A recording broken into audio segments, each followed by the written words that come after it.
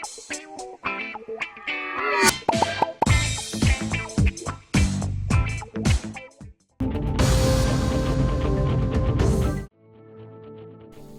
मुनव्वरा के करीब पीर की सुबह पेश आने वाले अलमनाक बस हादसे में हैदराबाद के आसिफ नगर के 24 साल अब्दुल शोएब मोहम्मद वाहिद जिंदा बच जाने वाले मुसाफिर हैं, जबकि कम से कम 42 उम्रा जायरीन इस हादसे में जाँ बहक हो गए। शोएब इस वक्त मदीना के जर्मन अस्पताल में तशवीशनाक हालत में जेर इलाज है। इत्तलात के मुताबिक जायरीन 2 हैदराबादी टूर ऑपरेटर्स के जरिए सफर पर रवाना हुए थे। Almina tours and travels Mallepally और fly zone tours and travels Mehdipatnam ये तमाम ज़ायरीन 9 नवंबर को हैदराबाद से रवाना हुए थे। मक्का मुकरमा में उमरा की अदायगी के बाद वो मदीना मुनव्वरा जा रहे थे कि मदीना से तकरीबन 25 किलोमीटर दूर मफरहत के इलाके में उनकी बस एक तेल बरदार टैंकर से टकरा गई। यह हादसा सऊदी वक्त के मुताबिक तकरीबन 1:30 बजे यानी कि हिंदुस्तानी वक्त के मुताबिक सुबह 4 बजे पेश आया। जरा के मुताबिक शोएब ड्राइवर के करीब बैठे हुए थे, उसी वजह से शदीद जख्मी होने के बावजूद जिंदा बच गए, जबकि हादसे के फौरन बाद भड़कने वाली आग ने दीगर मुसाफिरों को संभलने का मौका नहीं दिया।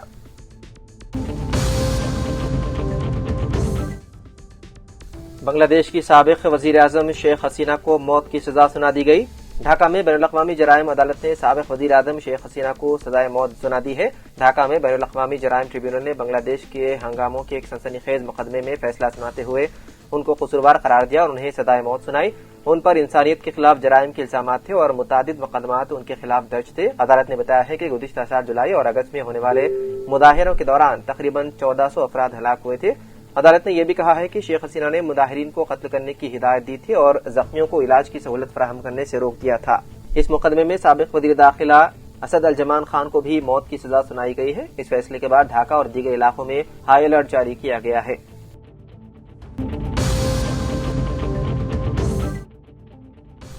जुबली हिल्स जिमनी इंतखाब में बीजेपी की मायूस कुन कारकर्दगी के बाद गोशा महल के एमएलए टी राजा सिंह ने एक बयान जारी किया, जिसमें उन्होंने सीनियर लीडरों से कहा कि वो पार्टी को बचा लें। उन्होंने मरकजी वज़रा बंडी संजय, किशन रेड्डी और बीजेपी के साबिक रियासती सदर के लक्ष्मण से अपील की। उन्होंने कहा कि मुझे नहीं लगता कि तेलंगाना में बीजेपी मजीद 5 साल तक इख्तिदार में आएगी। शायद आपको दूसरी रियासतों से कुछ सीखना चाहिए। अगर मैंने कुछ गलत कहा तो मुझे माफ कर दें, लेकिन मेरी बातों पर गौर करें, वरना बीजेपी यहीं खत्म हो जाएगी। उन्होंने मरकजी वज़रा बंडी संजय, किशन रेड्डी और बीजेपी के साबिक रियासती सदर के लक्ष्मण से अपील की। वादे है कि एन रामचंद्र राव को पार्टी का रियासती सदर बनाए जाने पर राजा सिंह ने जून में भगवा पार्टी से इस्तीफा दे दिया था।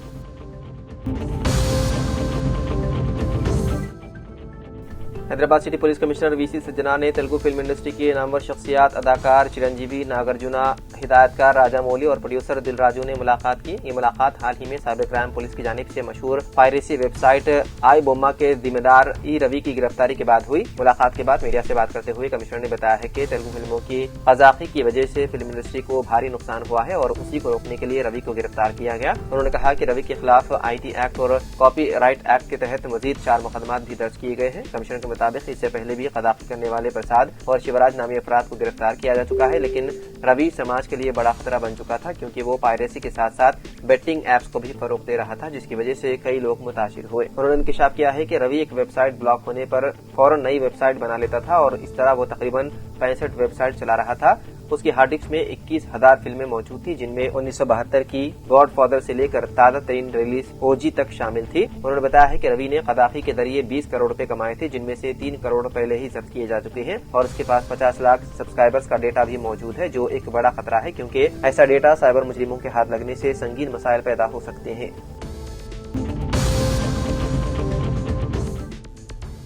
सुप्रीम कोर्ट ने पीर के रोज तेलंगाना के स्पीकर जी प्रसाद कुमार को नोटिस जारी करते हुए उन्हें हिदायत दी है कि वो अगले हफ्ते तक BRS MLAs के खिलाफ नाअहली की दरख्वास्तों पर कार्रवाई करें।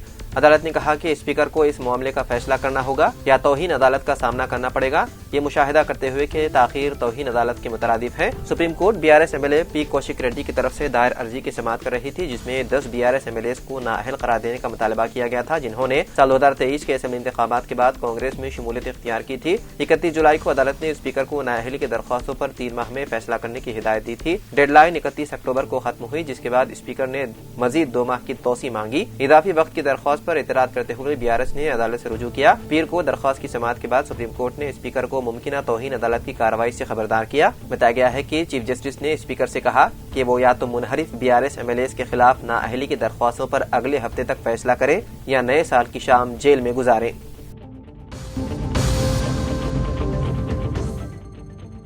تلنگانہ میں کپاس کی خریداری میں شدید بحران پیدا ہونے کا PRS کے کارگزار صدر KTR نے الزام لگایا۔ انہوں نے مرکز اور ریاستی حکومت دونوں کی مبینہ لاپرواہی پر سخت ناراضگی کا اظہار کیا۔ انہوں نے کہا کہ تلنگانہ کے کسان 6 ماہ تک محنت سے کپاس اگاتے ہیں، مگر آج دونوں حکومتوں کی غفلت کے باعث یہ کسان منڈیوں میں پریشانی کا شکار ہے۔ KTR نے کہا کہ کسانوں کی آنکھوں کے سامنے کپاس سرد موسم کی نمی سے خراب ہوتی جا رہی ہے، لیکن مرکز اور ریاست دونوں غفلت کی نیند سو رہی ہے۔ انہوں نے نشاندہی کی ہے کہ گزشتہ ایک ماہ میں 28 لاکھ ٹن خریداری کا ہدف مقرر تھا، لیکن اب تک صرف 1,12,000 ٹن کپاس کی خریدی گئی، جو ریاست میں سنگین خریداری بحران کی واضح مثال ہے۔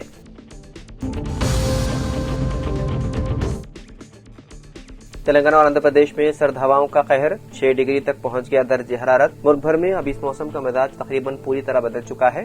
ہندوستانی محکمہ موسمیات کے مطابق شمالی ہندوستان سے لے کر جنوبی ریاستوں میں سردی شروع ہو گئی ہے۔ اگرچہ دوپہر میں اب بھی دھوپ نکل رہی ہے، صبح ٹھنڈ ہو رہی ہے اور رات سرد ہونے لگی ہے۔ درجہ حرارت میں کمی کا سلسلہ جاری ہے۔ جنوبی ریاستوں تلنگانہ اور آندھرا پردیش کے میدانی علاقوں میں سردی نے ایسا کوہرام برپا کیا ہے کہ نظام زندگی ٹھپ ہو کر رہ گئی ہے۔ بڑھتی ہوئی ٹھنڈ اور تیز ہواؤں کی وجہ سے دونوں تلگو ریاستوں میں درجہ حرارت مسلسل گر رہا ہے، جس سے عام زندگی بری طرح متاثر ہو رہی ہے۔ ریاست کے کئی اضلاع میں درجہ حرارت سنگل ہندسے تک پہنچ گیا ہے۔ محکمہ موسمیات نے ریاست کے 10 اضلاع میں اگلے 3 دنوں کے لیے اورنج الرٹ جاری کیا ہے۔ آصف آباد، سنگاریڈی، عادل آباد، وقار آباد، میدک، نرمل، بھوپالاپلی، ملگو، منچریال اور ورنگل اضلاع میں درجہ حرارت 6 سے 10 ڈگری سیلسیس کے درمیان ریکارڈ کیا گیا ہے۔ وہیں حیدرآباد کے مضافاتی علاقے ابراہیم پٹنم میں سب سے کم درجہ حرارت 8.2 ڈگری سیلسیس ریکارڈ کیا گیا۔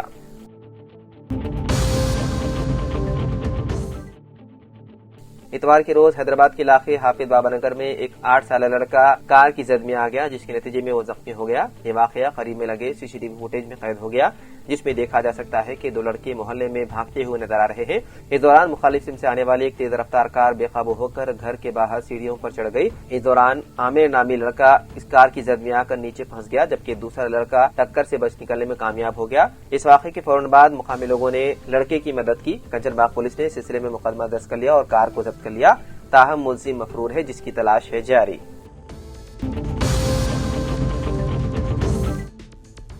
تلنگانہ کے وقار آباد ضلع میں اننتگیری کے علاقے میں ایک آئل ٹینکر الٹ گیا۔ خوشقسمتی سے اس حادثے میں کوئی جانی نقصان نہیں ہوا، جس کی وجہ سے ایک بڑا حادثہ ٹل گیا۔ یہ واقعہ اس وقت پیش آیا جب ٹینکر کاکیناڈا سے تانڈور کی طرف جا رہا تھا۔ اس نے اپنا کنٹرول کھو دیا اور اننتگیری اربن پارک میں موڑ کو عبور کرتے ہوئے سڑک پر الٹ گیا، جس کی وجہ سے ٹینکر میں موجود سارا سامان روڈ پر بکھر گیا۔ سوشل میڈیا پر شیئر کی گئی ایک ویڈیو میں دیکھا گیا ہے کہ ٹینکر الٹ گیا اور اس میں موجود مواد سڑک پر بکھرا ہوا ہے۔ خوشقسمتی سے اس حادثے میں کوئی زخمی نہیں ہوا۔ پولیس نے موقع پر پہنچ کر تفتیش شروع کر دی۔ پولیس حکام نے ٹریفک کی روانی کو یقینی بنانے کے لیے ٹینکر کو ہٹانے کے لیے اقدامات بھی کیے۔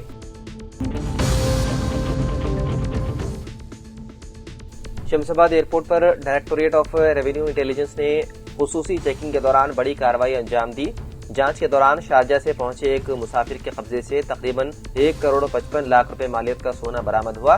DRI کے مطابق مسافر نے 1196.20 گرام سونا آئرن باکس میں چھپا کر غیر قانونی طور پر ملک میں لانے کی کوشش کی۔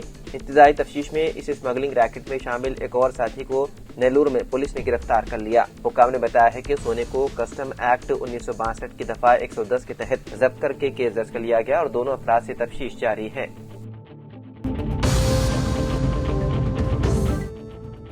سعودی عرب میں پیش آئے ہولناک سڑک حادثے میں عمرہ کے لیے گئے ہندوستانی زائرین کی بس ڈیزل ٹینکر سے ٹکرا گئی، جس کے نتیجے میں بس میں آگ بھڑک اٹھی اور 42 افراد موقع پر ہی جل کر جاں بحق ہو گئے۔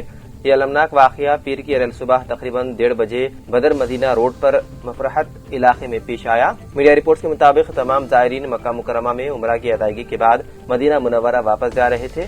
ہلاک ہونے والوں میں 20 خواتین اور 11 بچے شامل ہونے کی اطلاع ہے۔ ابتدائی معلومات کے مطابق مرنے والوں میں بیشتر کا تعلق حیدرآباد سے ہے۔ مقامی میڈیا نے 42 ہلاکتوں کی تصدیق کی ہے، تاہم سعودی حکام کی جانب سے ہلاک یا زخمی افراد کی تعداد کے بارے میں باضابطہ اعلان ہونا باقی ہے۔ سعودی عرب میں ہونے والی ہولناک سڑک حادثے میں جاں بحق ہونے والوں میں تلنگانہ ریاست سے تعلق رکھنے والے کئی افراد کے بھی شامل ہونے کی خبروں پر ریاست کے وزیر اعلیٰ ریونت ریڈی نے گہرے رنج و غم کا اظہار کیا۔ وزیر اعلیٰ کی ہدایت پر ریاستی حکومت کے چیف سیکرٹری کے رام کرشنا راؤ نے آج نئی دہلی میں مقیم ریزیڈنٹ کمشنر اور وزارت خارجہ ہند کے حکام سے بات چیت کرتے ہوئے ہدایت دی ہے کہ حادثے میں جاں بحق ہونے والوں کی تفصیلات فوری طور پر حاصل کی جائیں اور ان کے لواحقین کو ہر ممکن مدد فراہم کی جائے۔ چیف سیکرٹری نے بتایا ہے کہ سعودی عرب میں پیش آئے اس خوفناک بس حادثے سے متعلق معلومات اور امداد کے لیے ریاستی سیکریٹریٹ میں خصوصی کنٹرول روم قائم کیا گیا ہے۔ متاثرہ خاندانوں کو ضروری معلومات اور تعاون فراہم کرنے کے لیے درج ذیل نمبروں پر رابطہ کرنے کی ہدایت دی گئی ہے۔ 7997959754 یا پھر 9912919545 پر رابطہ کر کے معلومات حاصل کی جا سکتی ہے۔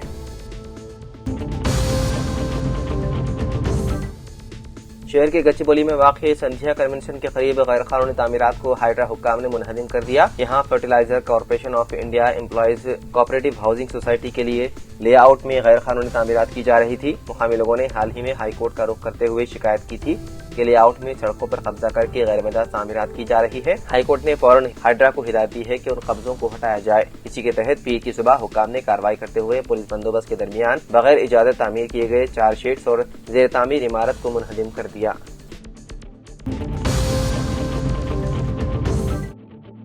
تلنگانہ میں مجالس مقامی کے انتخابات اور پسماندہ طبقات کو 42% تحفظات کی فراہمی کے سلسلے میں تلنگانہ کابینہ آج یعنی کہ 17 نومبر کو اپنے اہم اجلاس میں فیصلہ کرے گی۔ وزیر اعلیٰ ریونت ریڈی کی صدارت میں سپہر 3 بجے doctor B R Ambedkar secretariat کی 6ویں منزل پر کابینہ کا اجلاس منعقد ہوگا۔ اجلاس کی اہمیت 24 نومبر کو تلنگانہ ہائی کورٹ میں حکومت کی جانب سے جواب داخل کرنے کے باعث بڑھ چکی ہے۔ تلنگانہ ہائی کورٹ نے 42% تحفظات کے سلسلے میں 24 نومبر تک حکومت کو اپنا موقف واضح کرنے کی مہلت دی۔ باوجود ذرائع کے مطابق مجالس مقامی کے انتخابات کے علاوہ 20 تحفظات پر وسیع تر مشاورت کے بعد حکومت فیصلہ کرے گی۔ ون گروپ ایشیا کے چیف ایگزیکٹو آفیسر بھامسنت چاؤ نے وزیر اعلیٰ ریونت ریڈی سے ملاقات کی اور تلنگانہ میں پروجیکٹ کے قیام اور سرمایہ کاری میں دلچسپی کا اظہار کیا۔ چیف ایگزیکٹو آفیسر نے ریونت ریڈی کو ون گروپ کی کارکردگی اور توسیعی منصوبے سے واقف کرایا اور کہا کہ وہ تلنگانہ میں الیکٹرک وہیکل مینوفیکچرنگ یونٹ اور بیٹری اسٹوریج سہولت کے آغاز میں دلچسپی رکھتے ہیں۔ انہوں نے سولار اور ونڈ انرجی پروجیکٹس میں بھی تلنگانہ حکومت کے ساتھ اشتراک کی پیشکش کی تاکہ کلین انرجی کے توسیعی منصوبے کو کامیاب کیا جا سکے۔